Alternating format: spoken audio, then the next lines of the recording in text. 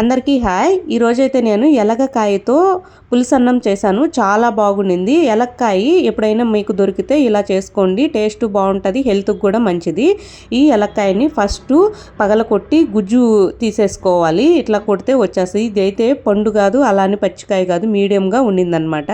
తర్వాత పచ్చిమిరపకాయలు, కొంచెం సరిపడినంత సాల్ట్, మనం ఎంత క్వాంటిటీ కావాలో అంత తీసుకోవాలి. తర్వాత వచ్చి మనం ముందుగా తీసి పెట్టుకున్నటువంటి ఎలక్కాయ గుజ్జును కూడా వేసేసి ఇట్లాగా కొంచెం కొంచెం వేసుకొని ఈ విధంగా మెత్తగా పేస్ట్ లాగా చేసుకోవాలి. ఈ విధంగా అవుతుంది. వీలైనంత మెత్తగా చేసుకుంటే మేలు. మనం ఉడికిచ్చి పెట్టుకున్న అన్నంలో ఈ విధంగా కలిపేసేసేయాలి.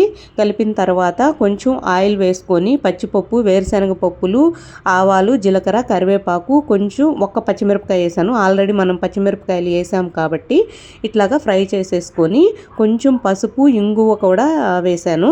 వేసేసేసి మొత్తం అంతా కలిసేలాగా కలిపేసేయడమే. అంతే అనమాట, రెడీ అయిపోయింది ఎలక్కాయ పులుసన్నం. హెల్త్కి మంచిది, టేస్ట్ కూడా బాగుంటుంది. Thank you.